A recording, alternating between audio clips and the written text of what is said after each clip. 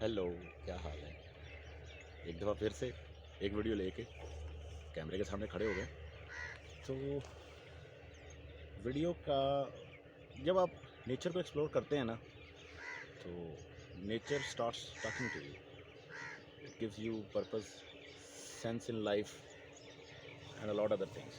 तो that's why I always recommend के nature के करीब है, ठीक है। उसका फ़ायदा ये भाई कि हम सबको पता है, हम सब ने एक टर्म सुनी हुई है कि भाई वैल्यू इन्वेस्टिंग क्या चीज़ होती है, वैल्यू इन्वेस्टमेंट क्या भला है, क्या भला है, एक्चुअल क्या है, इम्प्लीमेंट कैसे होती है, इसके ऊपर अमल कैसे किया जाता है, ये कोई पढ़ने की जहमत नहीं करता, ठीक है। और पता भी नहीं है, ना कोई बताता है। बस ये बता देते हैं कि वारन बुफे वैल्यू इन्वेस्टर है, बेंजामिन ग्राहम वैल्यू इन्वेस्टर था। वो भाई कैसे किया उन्होंने, तो उसके कुछ चीदा चीदा पॉइंट्स जो कि मेरी समझ में आए हैं पढ़ने के बाद। मैंने बेंजामिन ग्राहम की वो किताब पढ़ी, जो कि अभी भी पढ़ रहा हूँ, इंटेलिजेंट इन्वेस्टर। आप भी पढ़ें, बहुत अच्छी किताब है, बहुत कुछ सीखने को मिलेगा। मैक्रो एनालिसिस के लिए किताब सोना है। उसमें आपको बॉन्ड्स और स्टॉक्स के जो रिलेशनशिप्स हैं, पोर्टफोलियो बिल्डिंग, पोर्टफोलियो मैनेजमेंट और बड़ा कुछ मिलेगा। और ये बेंजामिन ग्राहम साहब जो है, जैसे कि मैं बता चुका हूँ ऑलरेडी भी शायद अपनी किसी पहली वीडियो में, कि वॉरेन बुफे के गुरुजी हैं, टीचर है। तो आते हैं कुछ सीधा सीधा बातों की तरफ। भाई वैल्यू इन्वेस्टमेंट क्या है? वैल्यू नाम से जैसे जाहिर है कि वैल्यू इन्वेस्टमेंट। तो पहली बात ये कि वैल्यू इन्वेस्टमेंट का प्राइस से कोई ताल्लुक नहीं होता। अब आप कहेंगे भाई हम तो पैसे दे के ही ले रहे हैं। इसके ऊपर वारन बुफे साहब का एक ज़ाती अकवाले ज़री हैं, वो ये कि यू पे price for a stock but in return you get value, ठीक है। तो वैल्यू इन्वेस्टमेंट का मतलब ये कि आप किसी भी स्टॉक में, वो चाहे अब लेगेसी मार्केट का हो, ठीक है, ट्रेडिशनल मार्केट्स का हो, जैसे टेस्ला, एप्पल, अगर पाकिस्तान की बात करें तो एंग्रो, ठीक है, उसके अलावा निज़ाम बैंक, ये वो लटम पटम में वैल्यू फाइंड करते हैं कि भाई इस प्रोजेक्ट की फ्यूचर वैल्यू क्या होगी। फ्यूचर वैल्यू और वैल्यू एक बहुत ज़्यादा मिसअंडरस्टूड कॉन्सेप्ट है अमंग न्यू ट्रेडर्स और to some extent in veteran traders as well. Value investment आपको इस तरह से समझाते हैं कि भाई अभी इस वक्त मैं एक गंदम के खेत में खड़ा हूँ, माशाल्लाह बड़ी लहलाती फसल है, जैसा कि आप देख सकते हैं वीडियो में। तो वैल्यू को हम गंदम की ख़रीदो फ़रोख्त के हवाले से समझने की कोशिश करेंगे। ये देखेंगे, ये गंदम का एक होशा है, ठीक है। अभी ये फसल तैयार नहीं हुई, लेकिन मुझे इस बात का पता है कि जब इसकी काश्त होगी, ये मार्केट में आएगी, तो सप्लाई इसकी अबंडेंट होगी। ज़ाहिर बात है भाई, हर बंदा फसल काट के तैयार करके काश्त करके ला रहा है मंडी में बेचने के लिए। तो जो एट दैट टाइम इसकी वैल्यू होगी अकॉर्डिंग टू इट्स प्राइस, वो डिस्काउंटेड होगी। डिस्काउंट का मतलब ये है कि भाई आपको सस्ती मिल रही होगी इसकी वैल्यू को, अगर आप कंपेयर करें तो फ्यूचर से, ठीक है।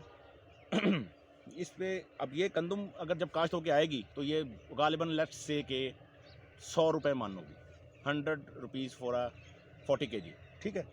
तो भाई मुझे इसमें नज़र आ रही वैल्यू, मैंने क्या करना है। अब वैल्यू इन्वेस्टर जो है वो क्या करेगा, वो मार्केट से step by step with a pre defined plan buying start कर देगा। वो प्राइस नहीं देख रहा होगा, सबसे ज़रूरी बात, वो प्राइस नहीं देख रहा होगा, वो वैल्यू देख रहा होगा कि इसकी फ्यूचर वैल्यू वर्थ क्या होगी। वो बाय करना स्टार्ट कर देगा and he will start holding holding holding holding holding holding, ठीक है। अब क्या होगा कि भाई काश्त हो गई फसल, ठीक है, मार्केट में आ गई, जिन्होंने बाय करनी थी कर ली, फसल का टाइम गुजर गया। अब ये है कि एट दैट कास्ट के वक्त जो थी वो सप्लाई ज़्यादा थी, ठीक है। अब क्या होगा कि भाई लोग गंदम खाते हैं। इसका यूज केस क्या है गंदम का, कि भाई हम सारे खाते हैं, India, Pakistan, Sri Lanka, in all over Asia, it's widely used in all over the world. तो भाई फसल तो साल में एक दफ़ा ही आती है, उसके बाद वो उसकी कंजप्शन स्टार्ट हो जाती है। क्या होता है कि सप्लाई कम होनी शुरू हो जाती है। अब जो लोग ट्रेडिंग से वाबस्ता हैं, जुड़े हुए हैं, वो इस चीज़ को बड़ी अच्छी तरह समझते हैं कि सप्लाई डिमांड की एक कर्व होती है। कर्व क्या कहती है कि भाई जो अगर सप्लाई ज़्यादा है, ठीक है, और डिमांड उतनी नहीं है, तो वो प्राइस कम होगी। अगर डिमांड ज़्यादा है और सप्लाई कम है, तो प्राइस क्या होगी, श्योर, जिसे क्रिप्टो की ज़बान में कहते हैं टू द मून हो जाएगी। ठीक हो गया। तो भाई अब मैंने लेके रख ली, वैल्यू इन्वेस्टर ने लेके रख ली, उसने स्टॉक होल्ड कर लिया।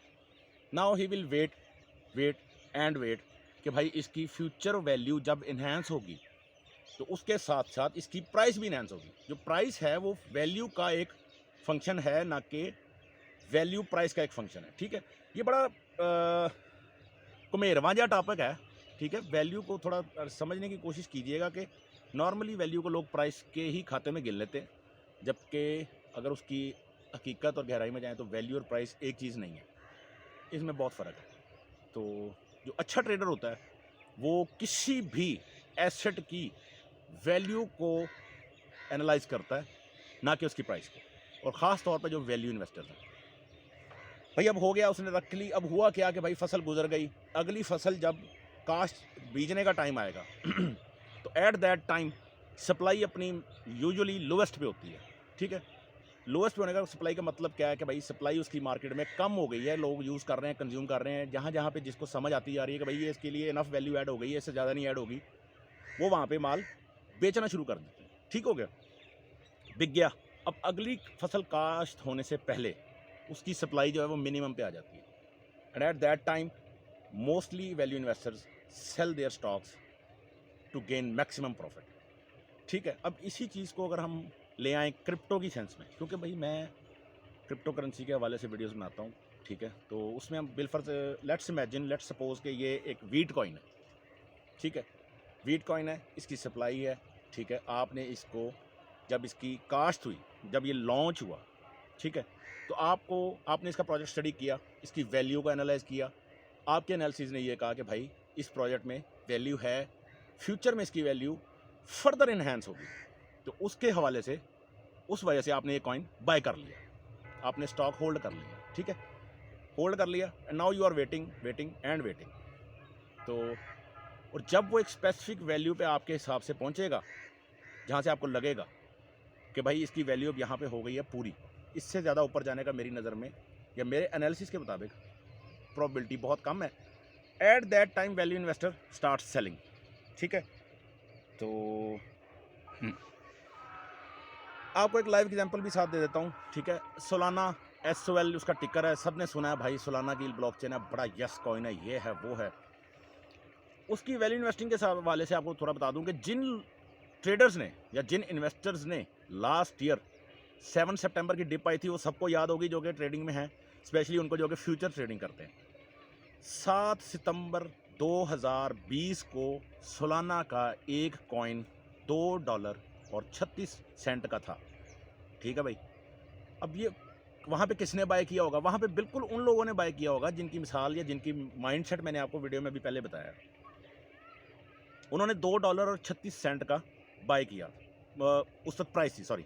ठीक है, कुछ लोगों ने बाय किया होगा, यार हो लाजमी है बाय किया होगा।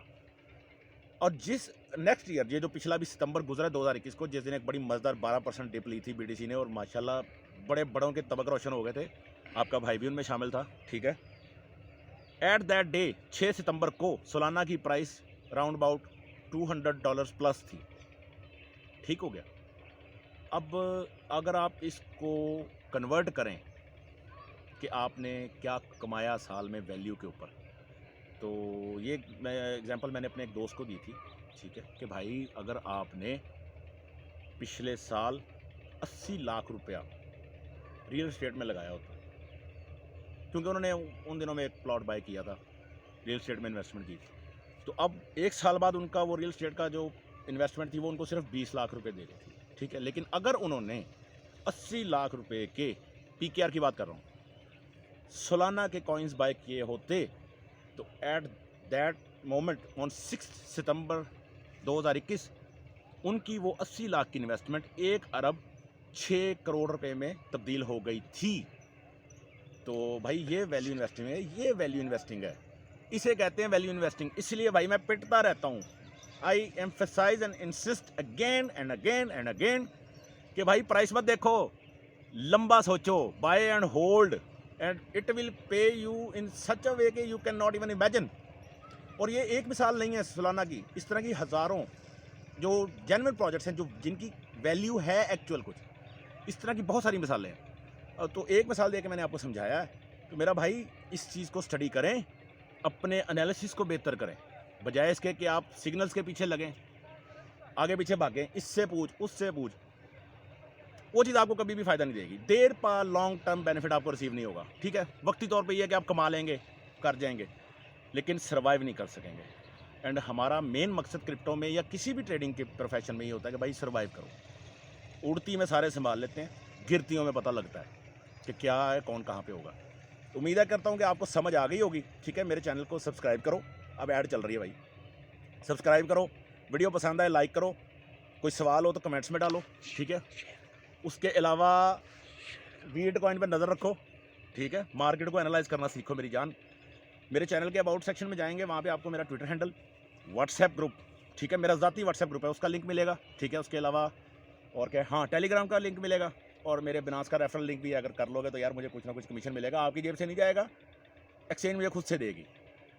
तो करो भाई, मेहनत करो, मेहनत करोगे तो बचोगे, वरना ना ना ना ना ना डुब्बी हुई तर जाएंगी।